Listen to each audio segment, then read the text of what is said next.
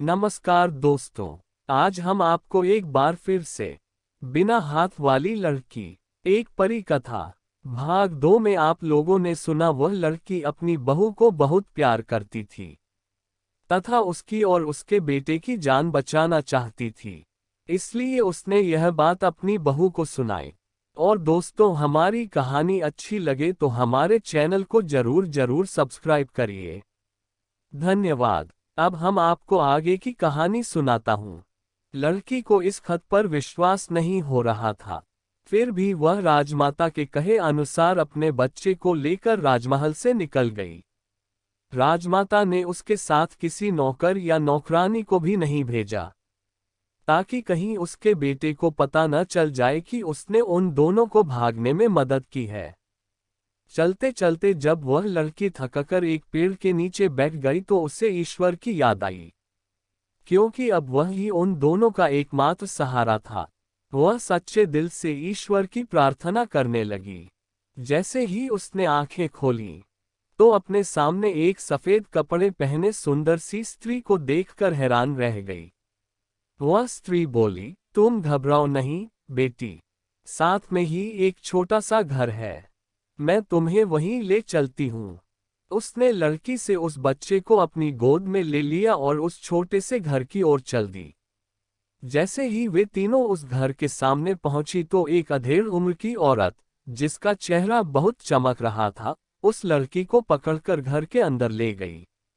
उस औरत ने जैसे ही उसके हाथ छुए, उसके हाथ सचमुच के हो गए और चांदी वाले हाथ जमीन पर गिर पड़े। लड़की यह सब देखकर हैरान होकर उस औरत के पैरों पर गिर पड़ी। तब वह औरत उसे उठाती हुई बोली, घबराओ मत बेटी, ईश्वर ने तेरी सहायता के लिए मुझे भेजा है। तूने आज तक पूरी श्रद्धा से ईश्वर की पूजा की है, इसी से खुश होकर उसने मुझे तेरे पास भेजा है।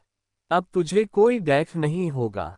इधर अपना काम खत्म करने के बाद जब राजकुमार वापस अपने महल में आया तो उसने अपनी माँ से अपनी पत्नी और अपने बच्चे के बारे में पूछा। राजकुमार की माँ अपने बेटे से पहले ही बहुत नाराज थी।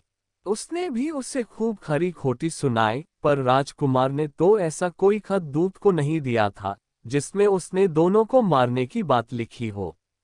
वह ये जानकर बहुत दुखी हुआ कि उसकी माँ ने उन दोनों को मरवा डाला है। उसने इस दुख के कारण खाना पीना भी छोड़ दिया। जब राजकुमार की माँ को विश्वास हो गया कि उसने उन दोनों को मरवाने के लिए नहीं लिखा था, तो उसने अपने बेटे को सारी बातें सच सच बता दी। राजकुमार बिना अन्न जल ग्रहण किए अपनी पत्नी और बच्चे को ढूंढने निकल पड़ा। उन दोनों को ढूंढते ढूंढते साल भी खत्म होने को आया, कहीं भी पता नहीं चला। शहर शहर भटकने के बाद राजकुमार एक बार उसी जंगल में पहुंच गया जहां वह लड़की अपने बच्चे के साथ रह रही थी। इतने बड़े जंगल में एक छोटा सा घर देखकर वह बड़ा हैरान हुआ। उसने डरते डरते उस घर के दरवाजे को खटखटाया तो एक अधेड़ उम्र की औरत ने दरवाजा खोला। उसे देखते ही बोली, आइए राजकुमार, इस छोटे से घर में आपका स्वागत है। आपने यहाँ आने का कष्ट कैसे किया? राजकुमार बोला, मैं काफी दिनों से अपनी पत्नी और बच्चे को ढूंढ रहा हूँ, पर उनका आज तक कहीं पता नहीं चला। उस औरत ने राजकुमार के सामने खाने पीने की कई चीजें रखीं, पर राजकुमार ने कुछ नहीं खाया। वह बोला, कुछ भी खाने की इच्छा मुझे नहीं है। मैं यहाँ पर कुछ देर आराम करना चाहता हूँ, अगर आप आज्ञा दे तो।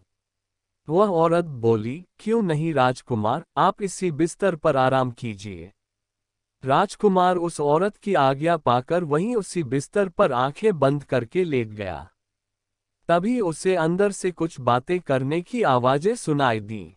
वह औरत कह रही थी, बाहर जाकर देख, तेरा पति और इस बच्चे का पिता तुम दोनों को ढूंढता हुआ यहाँ आ पहुंचा है। तू बाहर जाकर उससे मिल।